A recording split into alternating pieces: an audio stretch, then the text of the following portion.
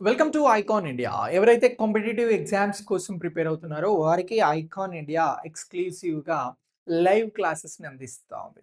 ఈ live classes కోసం మీరు రిజిస్టర్ అవ్వచ్చు. ఐకాన్ ఇండియా యాప్ ద్వారా మీరు ఈ క్లాసెస్‌ని లైవ్ ద్వారా పొందవచ్చు. దీనికోసం ఐకాన్ ఇండియా యాప్‌ని డౌన్‌లోడ్ చేసుకోండి.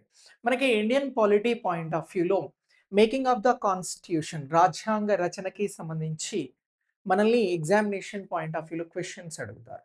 అయితే మేకింగ్ ఆఫ్ ద కాన్స్టిట్యూషన్‌లో మళ్ళీ మనం సబ్ టాపిక్‌గా దేనిని గురించి నేర్చుకోవాల్సి ఉంటది అనంటే, ఎక్స్‌పర్ట్ కమిటీ అనేది నియమించబడడం జరిగింది. రాజ్యాంగ నిర్మాణ సభ కంటే ముందు, కాన్స్టిట్యూయెంట్ అసెంబ్లీ కంటే ముందు. ఇదే కాంగ్రెస్‌కి సంబంధించినటువంటి ఎక్స్‌పర్ట్ కమిటీ. ఈ ఎక్స్‌పర్ట్ కమిటీ అనేది కాన్స్టిట్యూషన్ రాసేటువంటి క్రమంలో, రాసుకునేటువంటి క్రమంలో ఏం చేయాలి, ఏం చేయకూడదు అనేటువంటి అంశాలపైన ఈ ఎక్స్‌పర్ట్ కమిటీని నియమించడం జరిగింది. అయితే మనల్ని ఎగ్జామినేషన్ పాయింట్ ఆఫ్ వ్యూలో ఈ కాన్స్టిట్యూయెంట్ అసెంబ్లీకి సంబంధించి రాజ్యాంగ నిర్మాణ సభ లేదా రాజ్యాంగ పరిషత్‌కి సంబంధించినటువంటి పాయింట్ ఆఫ్ వ్యూలో విధి విధానాలను రూపొందించేందుకోసం ఎక్స్‌పర్ట్ కమిటీ కాంగ్రెస్‌కి సంబంధించి ఏ తేదీన దీన్ని నియమించారు. ఇది సమావేశాలను ఎప్పుడు నిర్వహించింది, ఎక్కడ నిర్వహించింది అనేటువంటి పాయింట్ ఆఫ్ వ్యూలో ఎగ్జామినేషన్‌లో క్వెషన్స్ అడుగుతారు. ఇలా క్వెషన్స్ అడిగితే మనం ఈ మేకింగ్ ఆఫ్ ద కాన్స్టిట్యూషన్‌లో కాంగ్రెస్ పార్టీకి సంబంధించినటువంటి ఎక్స్‌పర్ట్ గ్రూప్ గురించి గుర్తుంచుకోవాలి. ఈ కాంగ్రెస్ పార్టీకి సంబంధించినటువంటి సభ్యులతో ఎక్స్‌పర్ట్ గ్రూప్ అనేది జవహర్‌లాల్ నెహ్రూ అధ్యక్షతన దీనిని ఏర్పాటు చేశారు. 1946 జూలై 8న దీన్ని ఏర్పాటు చేశారు. ఇలా ఏర్పాటు చేసిన తర్వాత జవహర్‌లాల్ నెహ్రూ గారితో పాటు ఈ కమిటీలో ఎవరెవరు ఉన్నారు అనంటే ఇక్కడ అసఫ్ అలీ మున్షీ గారు, గోపాల్ స్వామి అయ్యర్ గారు, అలాగే కేటీ షా గారు, గాడ్గిల్ గారు, హుమాయూన్ కబీర్, ఈయనతో పాటు కె సంతానం. ఆ తరువాత జవహర్‌లాల్ నెహ్రూ ప్రతిపాదన ప్రపోజల్స్‌తో ఇక్కడ కృష్ణ కృపాలని గారిని తీసుకున్నారు. ఇలా ఈ ఎక్స్‌పర్ట్ గ్రూప్‌కి సంబంధించి కన్వీనర్‌గా కృష్ణ కృపాలని గారు నియమించబడ్డారు. అధ్యక్షుడిగా జవహర్‌లాల్ నెహ్రూ ఉన్నారు. ఈ ఎక్స్‌పర్ట్ గ్రూప్ అనేది, ఈ ఎక్స్‌పర్ట్ కమిటీ అనేది ఎప్పుడు ఫార్మ్ అయింది అనంటే 1946 జూలై 8న అని అంటున్నాం. ఇలా ఫార్మ్ అయిన తర్వాత మరి రాజ్యాంగ నిర్మాణ సభ, రాజ్యాంగ పరిషత్‌ని ఏర్పాటు చేయబోతా ఉన్నారు. దానికోసం ప్రావిన్స్‌లలో ఉన్నటువంటి ఎన్నికైనటువంటి ఎమ్మెల్యేలు ఇక్కడ రాజ్యాంగ నిర్మాణ సభకి సంబంధించినటువంటి సభ్యులను ఎన్నుకోబోతా ఉన్నారు. నెక్స్ట్ రాజ్యాంగ నిర్మాణం జరుగుతది. కాన్స్టిట్యూషన్‌ని రాస్తాము. మేకింగ్ ఆఫ్ ద కాన్స్టిట్యూషన్ ఉంటది కాబట్టి, ఈ నిర్మాణ సభ ఏం చేయాలి అనేది ఈ ఈ ఎక్స్‌పర్ట్ గ్రూప్స్‌కి సంబంధించి కాంగ్రెస్ సభ్యులు నియమించబడ్డారు. దానికోసం వీరు పనిచేశారు. గైడ్‌లైన్స్‌ని విధి విధానాలను వీరు రూపొందించడం జరిగింది. ఈ రూపొందించేటువంటి క్రమంలో చాలా నోట్స్‌ని వీరు తయారు చేశారు. దీనికోసం 2 మీటింగ్స్ జరిగినాయి. ఇలా జూలై 8, 1946లో ఈ గ్రూప్ ఫార్మ్ అయిన తర్వాత ఈ కమిటీ ఏం చేసింది అనంటే ఇదే జూలై 20-22 వరకు న్యూఢిల్లీలో ఒక సమావేశాన్ని ఏర్పాటు చేసింది. సో ఇది మొదటి సమావేశం. ఆ తర్వాత ఆగస్ట్ 15 నుంచి 17 వరకి మరొక సమావేశాన్ని బొంబాయిలో జరిపింది. ఇలా సమావేశాలు జరిపి రాజ్యాంగ నిర్మాణ సభ లేదా రాజ్యాంగ పరిషత్ లేదా ఇంగ్లీష్‌లో అయితే కాన్స్టిట్యూయెంట్ అసెంబ్లీ ఏం చేయాలి, ఏం చేయకూడదు అనేటువంటి విధి విధానాలను వీరు రూపొందించడం జరిగింది. సో ఇలా ఈ కాంగ్రెస్ ఎక్స్‌పర్ట్ కమిటీ అనేది రాజ్యాంగ రచనలో ఇది ఒక ముఖ్యమైనటువంటి పాత్ర పోషించింది అనేటువంటి అంశాన్ని మీరు గుర్తించాల్సి ఉంటది రాజ్యాంగ నిర్మాణ సభకి సంబంధించి. ఓకే. అయితే భారత రాజ్యాంగాన్ని ఇక్కడ 26 నవంబర్ 1949లో ఆమోదించుకోవడం జరిగింది. ఈ భారత రాజ్యాంగ నిర్మాణ సభకి సంబంధించి లేదా రాజ్యాంగ పరిషత్‌కి సంబంధించిన మొదటి సమావేశం ఎప్పుడు జరిగింది అనంటే 9 డిసెంబర్ 1946లో జరిగింది.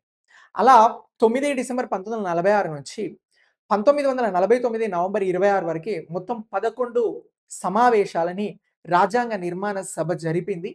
ఈ సమావేశాల ద్వారా భారత రాజ్యాంగం ఆమోదించబడింది.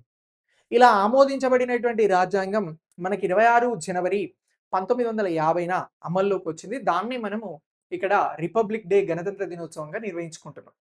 అయితే ఈ భారత రాజ్యాంగం అనేది ఇంగ్లీష్‌లో రాసుకోవడం జరిగింది. మన కాన్స్టిట్యూషన్ అనేది మొదటగా ఇంగ్లీష్‌లో దీన్ని రాశారు. మన కాన్స్టిట్యూషన్ ఇంగ్లీష్‌లో ఉంది. అయితే భారతదేశంలో హిందీ ప్రధానమైనటువంటి భాష, జాతీయ భాషగా ఉన్నది కాబట్టి, సో హిందీ భాషలో గూడా కాన్స్టిట్యూషన్ ఉండాలి అనేటువంటి ప్రపోజల్ వచ్చింది.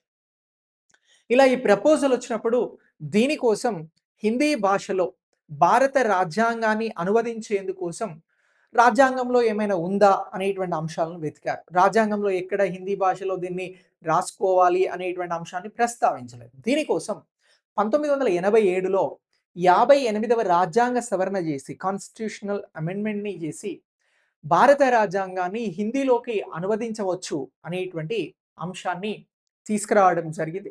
సో, దీనికోసం ఈ భారత రాజ్యాంగంలో 58వ రాజ్యాంగ సవరణని గుర్తుంచుకోవాలి. నెక్స్ట్ దీనితో పాటు ఇక్కడ రాజ్యాంగంలో 22 లేదా 22nd పార్ట్‌లో ఆర్టికల్ 394 ఏ అనేటువంటి క్లాజ్‌ని చేర్చి భారత రాజ్యాంగాన్ని హిందీలో అనువదించేటువంటి క్రమంలో తీసుకోవాల్సినటువంటి అంశాలు, పాటించాల్సినటువంటి అంశాలను పొందుపరిచారు. సో, ఇలా భారత రాజ్యాంగం హిందీలో అనువదించేందుకు ఏమైనా రాజ్యాంగ సవరణ చేశారనంటే యెస్ చేశారు అని చెప్పాలి. ఎప్పుడు అనంటే 1987లో 58వ రాజ్యాంగ సవరణ చేసి రాజ్యాంగంలో ఈ అంశాన్ని 22వ పార్ట్‌లో చేర్చి ఆర్టికల్ 394 సబ్ క్లాస్ ఏకి సంబంధించినటువంటి అంశాలలో రాజ్యాంగాన్ని హిందీలోకి అనువదించేటువంటి అంశాలను పొందుపరిచారు అనేటువంటి అంశాన్ని మీరు గుర్తించాల్సి ఉంటది. సో, హిందీలో రాజ్యాంగాన్ని చేతితో లిఖించింది, వ్రాసింది ఎవరు అని చెప్పేసి క్వెషన్ అడుగుతారు. అలా క్వెషన్ అడిగితే వసంత్ కృష్ణ వైద్య దీనిని హిందీలో చేతితో లిఖించినటువంటి వారినిగా గుర్తుంచుకోవాలి. మరి రాజ్యాంగాన్ని ఇంగ్లీష్‌లో ఎవరు రాశారు అనంటే ప్రేమ్ బిహారీ నారాయణన్ దీనికి సంబంధించి ఇంగ్లీష్‌లో రాయడం జరిగింది. చేతితో లిఖించడం జరిగింది అనేటువంటి అంశాలను మీరు గుర్తించాల్సి ఉంటది. సో, ఇలా భారత రాజ్యాంగానికి సంబంధించి రాజ్యాంగ రచనలో కాంగ్రెస్ ఎక్స్‌పర్ట్ కమిటీ గురించి, భారత రాజ్యాంగాన్ని హిందీలో ట్రాన్స్‌లేట్ చేసేటువంటి అంశాలను గురించి మీరు ఎగ్జామినేషన్ కోసం అప్డేట్ చేసుకోండి. కంటెంట్ వర్తి అనిపిస్తే ఛానల్‌ని ఫాలో అవ్వండి. ఇలాంటి మోర్ కంటెంట్ మీరు లైవ్ ద్వారా పొందాలి అనుకుంటే ఐకాన్ ఇండియా ఛానల్‌ని మీరు ఫాలో అవ్వండి. యాప్‌ని కూడా డౌన్‌లోడ్ చేసుకోండి. Thanks for watching. నెక్స్ట్ క్లాస్‌లో మళ్ళీ కలుద్దాం.